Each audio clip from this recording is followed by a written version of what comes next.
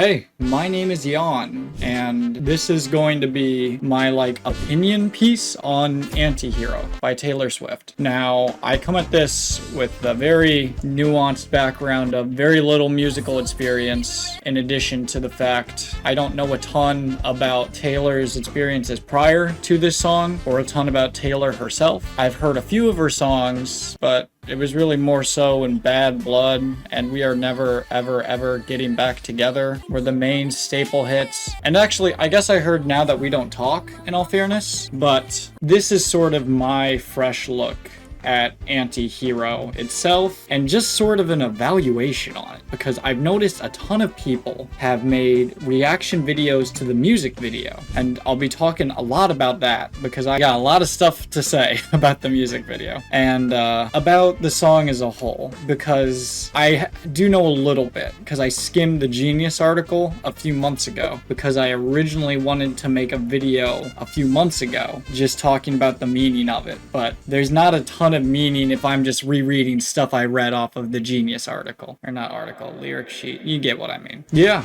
that's it. I hope you're ready to be tormented by people in sheets, your other self, and, God, I guess your own family and friends. But let's dive into the Antihero and let's just go through it a bit. The music video begins with Taylor Swift just melancholically sitting in a middle-class household having breakfast at what appears to be the dead of night, and just having a self-reflection on the people in her life and being tormented by them in the form of the most hilarious ghosts you have ever seen.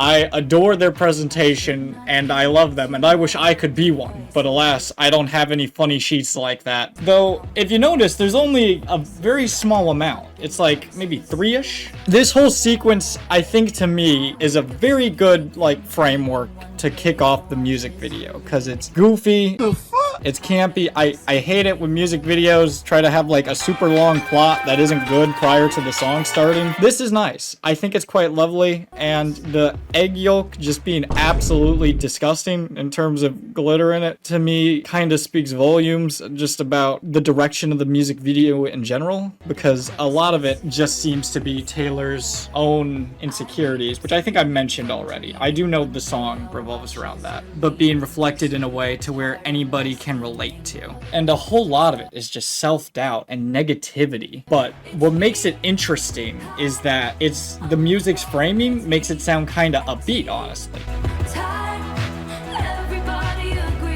It doesn't feel like something bad is about to happen. It's like a poetic reflection, but it doesn't sound sad. There's something just upbeat about it, but it's not like you want it to be upbeat. It feels like the upbeatness is artificial, but in a way nobody can tell. And to me, I think that is a very cool way to frame the beginning of both the song Antihero and the music video, with it just being a supernatural haunting, I suppose, leading to the actual event. It's like an A24 movie, but I haven't seen many A24 movies, so maybe it's not like an A24 movie. Yes, that caps off the first major scene of the music video. Pretty relatable stuff, right guys? There's a lot of visual strength throughout all of the Antihero music video, and we'll see more of it as the video goes on, and you can probably see it in the reflection of these glasses, come to think of it. The whole ghost imagery to me is just extremely amusing. I still can't quite let go of that sentiment, but beyond that, I really do think Taylor Swift really nailed the beginning of the music video with the ghosts and just the idea of the tale as old as time, being tormented by your thoughts alone at night. But everything kind of gets shaken up with a intruder.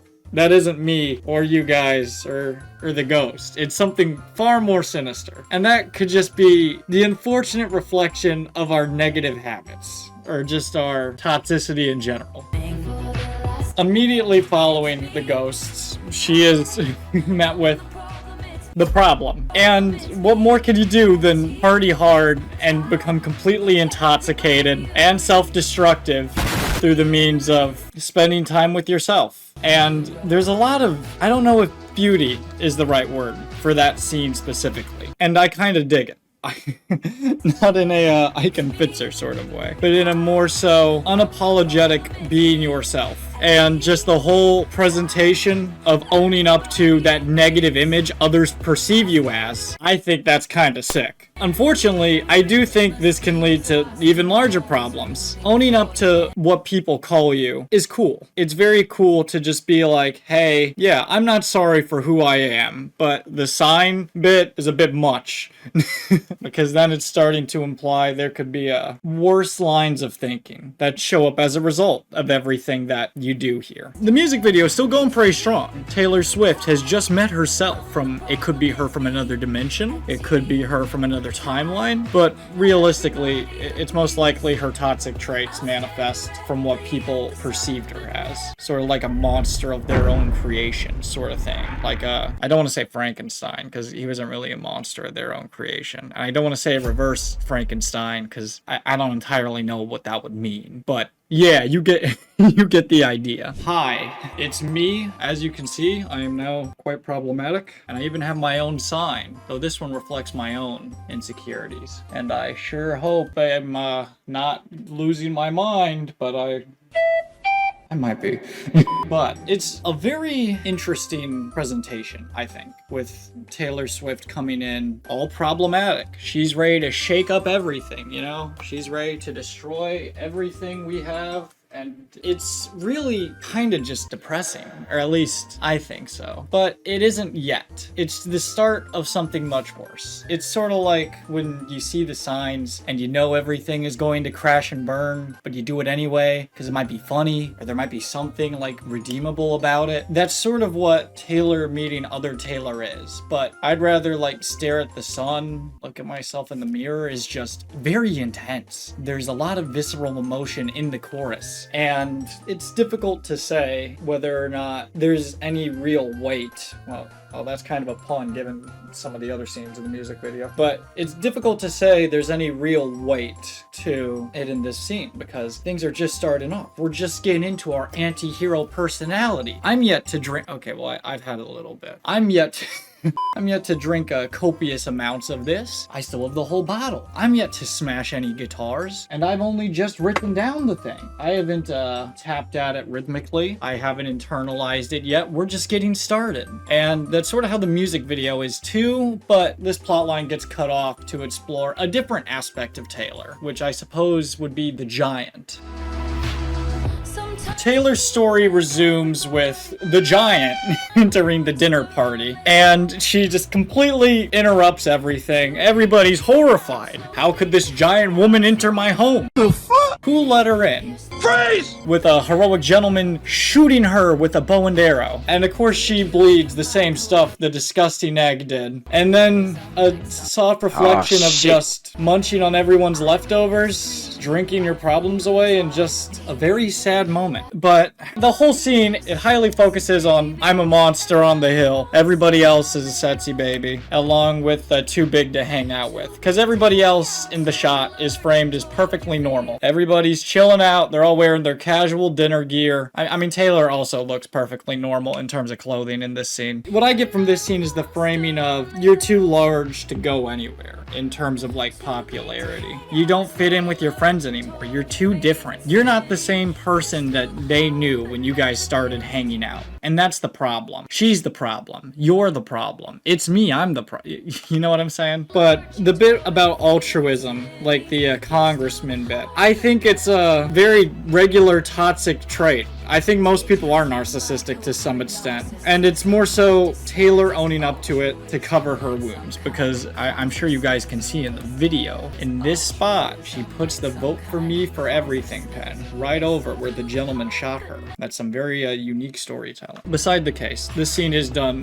very well because it also can frame a lot of, I guess, body dysmorphia even, really. Well, I guess the scale scene that we'll get to in a bit shows it a little better, but it's more so the matter of who you are just doesn't belong with this group of people. And in this case, Taylor is a giant and is viewed as a monster by people she assumedly were friends with, considering she brought wine over. You don't bring wine over to a stranger's place, except in very specific situations. And then covering it up with your own altruism. And just kind of having the idea of, I'm not the toxic one. And in all fairness, in this scene, Giant Taylor isn't really toxic for anything Taylor has done. But the this does reaffirm the line, everyone will betray you. So it's difficult to say who the anti-hero in this situation is. This is more like an anti-hero origin story, if anything, because I think anybody would feel quite a bit less heroic being treated like that by those they care about. But that's beside the case. I mean, we can definitely be killed, but I guess in most cases, people just take the emotional damage instead. So make of that what you will. I'm a little bigger now.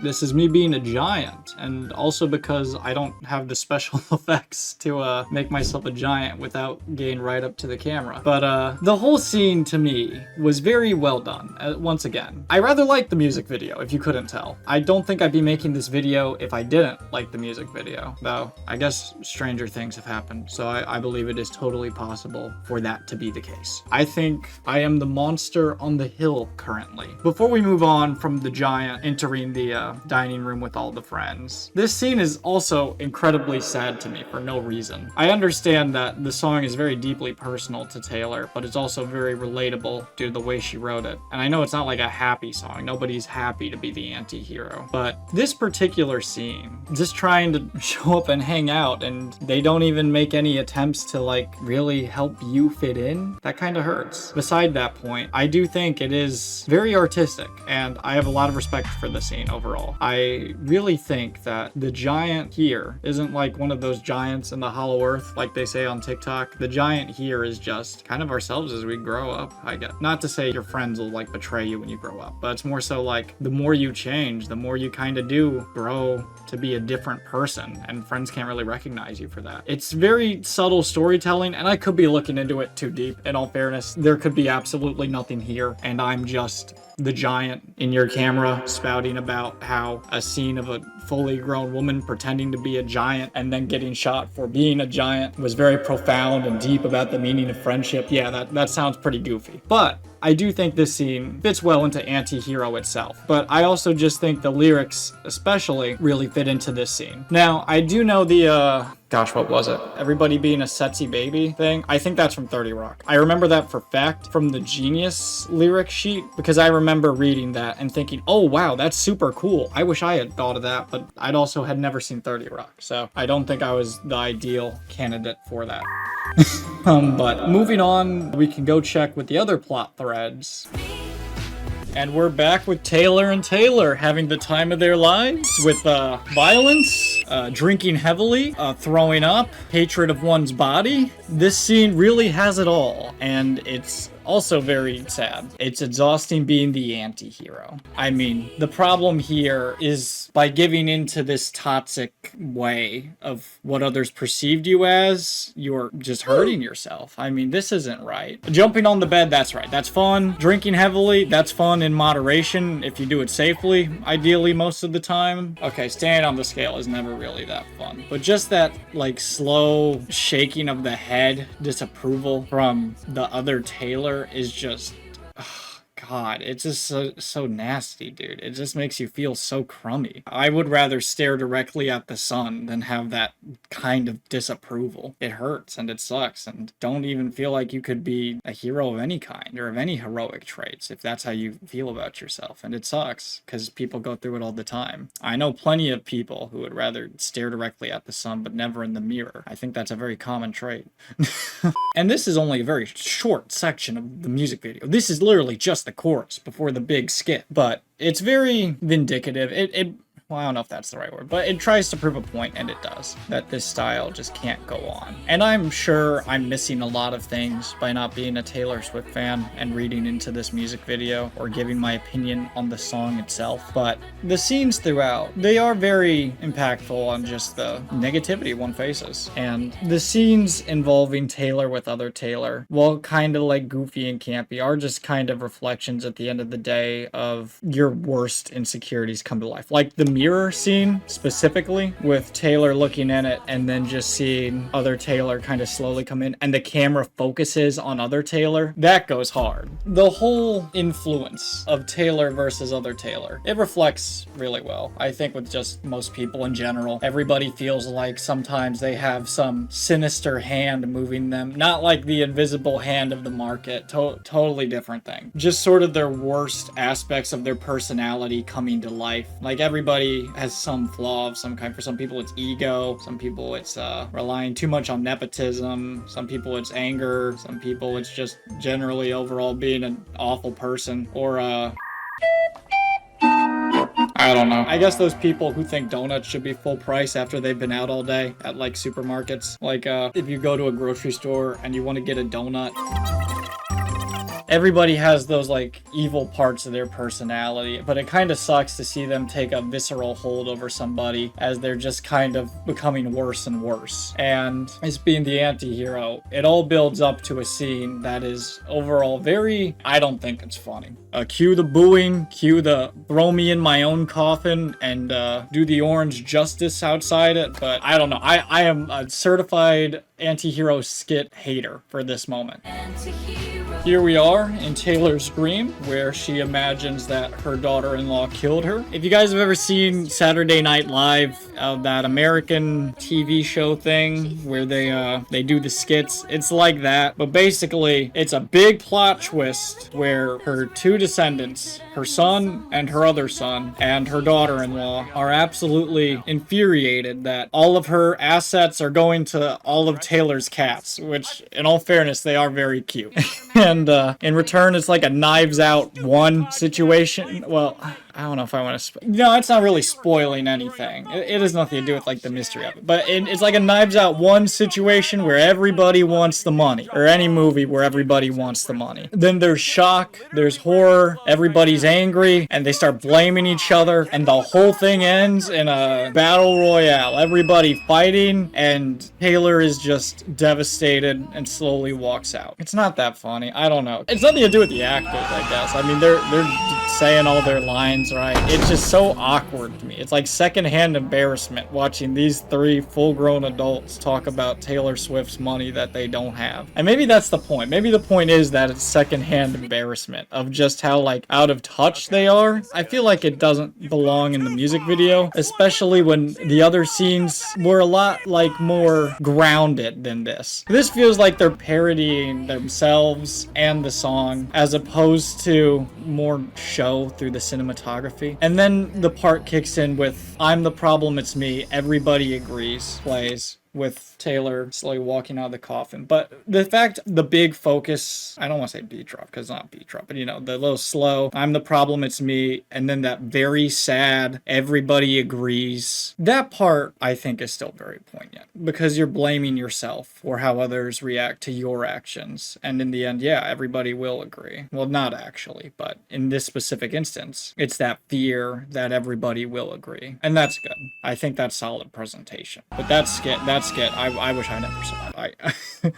I get zero entertainment from that skit. I am very sorry. You know what? Let's go a bit further to the end of the video, actually. It caps off with the original Taylor staying alone on a rooftop, drinking heavily, and then drinking with the other Taylor. And then they both meet a giant woman who also turns out to be the Taylor from earlier. And they have a very lovely reunion, drinking together. And the three of them, I suppose, make the anti-hero inside all of us. Or maybe we're each our own anti-hero. At the end of the day, the anti-hero is left alone by herself. And that caps off the entire music video. To touch on the ending, I don't know. I just don't think that skit is funny at all. It might just not be my cup of tea. I'm sure it's fine. It didn't really mesh that well with me personally. Now, in regards to Taylor just taking a moment of solace together, I think it's lovely. And they deserve each other after everything they've been through. And I think an important thing to remember is that she's not the problem, or at least to my knowledge. I said I don't know a ton about Taylor Swift, I suppose.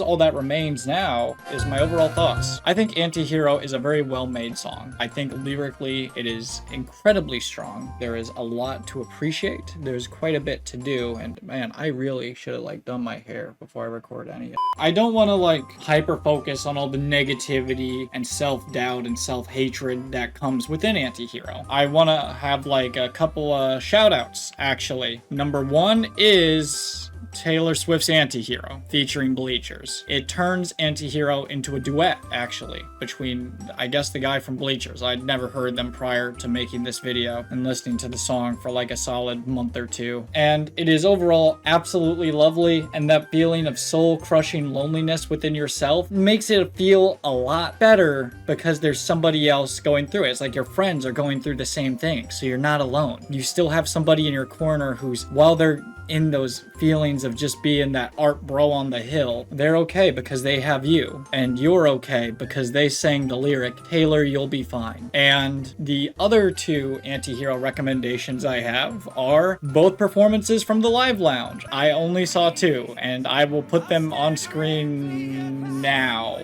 They're both incredibly strong. They're very different iterations. The one with the gentleman really focuses on the soul-crushing loneliness of it all. And the other, hers is a little more upbeat from what I recall, but it has been a little bit since I've heard either of them. But I thought they were both great tributes to the original Anti-Hero. They add a lot with their own presentation, but it also kind of serves as a testament to Taylor Swift's own lyric writing and what she does and how it can work even if she has nothing to do with the song. But I think Taylor Swift does a lot of like songwriting in general when she has nothing to do with the song. Like I think she wrote, I saw it in a Todd in the Shadows video once. I think it was like, this is what you came for. I think she wrote that. I don't know if Todd said that. I'm just trying to think on how I would know that Taylor Swift wrote that. And if she didn't write it, then you can pretend this part doesn't exist. But yeah, that's it. I just wanted to talk about Taylor Swift's Anti-Hero a little bit. I thought it needed some more discussion. That wasn't just, I'm gonna sit and watch the music video and then talk about everything I looked up. I kind of want to do it a bit blind and a bit just off of my memory, even though I guess that worked to my detriment because there's a lot of things I missed most likely. But yeah, I'd highly recommend listening to the song if you haven't. I don't know why you watch this if you hadn't heard of the song or listened to it. And I highly suggest you look at some of those anti-hero reactions though. I think it's a lot of fun to watch what different people think of them. I saw a couple, but